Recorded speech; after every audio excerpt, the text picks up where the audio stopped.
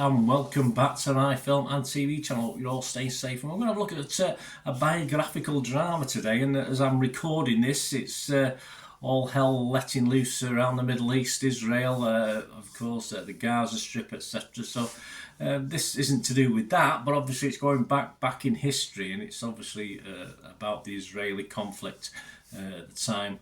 With such forces as the Egypt, it's going back into the 70s. This, so it's perhaps an appropriate or inappropriate time for this to be out. But it's obviously looking at a lady I obviously grew up with as a teen and saw on the news. Meant I was really not politically minded, but I did enjoy the news and history. So obviously you couldn't get through the 70s without this lady appearing for one reason or other in that troubled region. So we've got a film that's a biographical film called Golda. Please, if you're new to the channel, push that subscribe button, push the bell notifications, everything film and TV. Great to have you on board. Let me know your thoughts on this film or anything to do with film and TV. I say it's shocking what's going on over in that region at the moment as I'm recording this, but we're looking at this quite independently, of course. And if you do get a chance, just give us a thumbs up, guys. Press that like button. It'd be much appreciated. Yes, Golda's a 12A certificate. Runs for 100 minutes. It could have happily run a little bit longer, perhaps in a different format for me. Obviously, probably had enough in the format it was presented, but 100 minutes say it's something that probably needed a bit longer for me. A biographical drama directed by Guy Native and written by Nicholas Martin, and it depicts the life of Golda Meir, the fourth Prime Minister of Israel, particularly during the Yom Kippur War. It stars Helen Mirren as the main protagonists, of course, Camille Cotton and Liev Schreiber. This was released in the US in or around August the 25th, and it's released in the UK and Ireland in or around October the 6th, 2023, and I'm doing this little recording as at October the 15th, 2023, so any scores and comments I make are as at that date.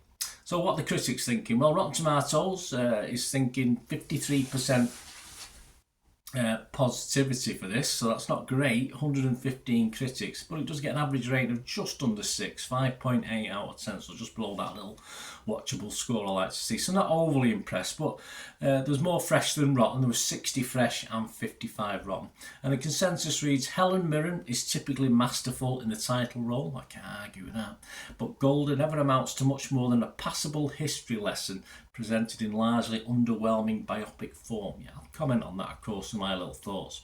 Metacritic, the other site we'll look at, gave this 48 out of 100, so a little bit less based on 27 critics. Empire magazine, they gave it 6 out of 10, so a little bit better, and they said Golda lives in the shadows of the film it wants to be.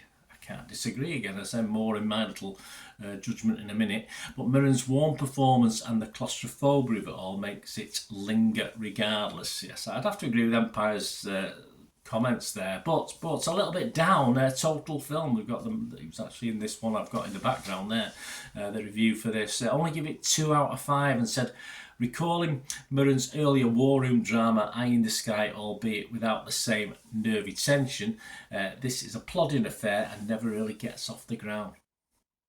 Plodding, I would definitely agree with you. If you look at the breakdown on this one for Metacritic, it's 8 positive, 15 mixed, and 4 negative. So not great, not a disaster, but I say very middle of the road, isn't it? It's proving to be. What about the public? Well, the Rotten Tomatoes audience quite like it. 94% positivity, 4.4 out of 5. Internet Movie Database, so a little bit down on that. It's again just below that magical 6 out of 10 watchable. It's getting 5.9 out of 10 based on 5,500 scores and reviews that have been left as I'm doing this. Right, my little thoughts. I mean, some of my favourite biographical dramas include some things like Downfall, of course subtitled that one, but crack it, I watched that a few times. Last King of Scotland, The King's Speech, The Post, Nixon, stuff like that. I mean, I like a good biographical drama, and yes, as I already mentioned, Helen Mirren is absolutely superb, excellent in this, but I do think they missed a trick with this one. It could have been a lot more than what we get, obviously within the constraints of 100 minutes, so perhaps there's only so much they can do. I mean, it's just limited by being a mere snapshot, if you like, of a woman in a particular time frame.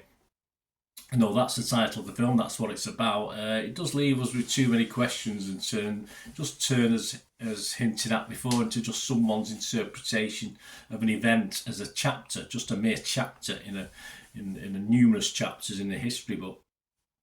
Little depth. We don't get to know about the characters too much. Obviously, obviously a guy playing Kissinger as well, who's very, very good in the conversations, and Mirren is superb throughout it, whoever she's talking to. But it makes me want to learn a little bit more. As I say, I lived through this in the 70s as a teenager, and I was reasonably interested in it. I was reasonably interested in what was going on in the world. But it wants me, does lead me to think, certainly under the circumstances at the moment, to go back and read a little bit more about it. And but I want to learn a little bit more about the person as well. Of course, Golda, good and the bad. Obviously, there's not much overly bad in this, apart from obviously having to make decisions. But it's never a bad thing, that, for me wanting to know more when I've watched a film. But in this case, it just felt like a bit of an appetizer, this, rather than a fully fledged film to actually enjoy and digest. It's just left me wanting so much more, saying the 100 minutes is a very limiting time to sort of give us that quantity of information. But not a total letdown. I'm going to be a bit kinder than Internet Movie Database. I am going to give it my watchable score, which of course is 6 out of 10.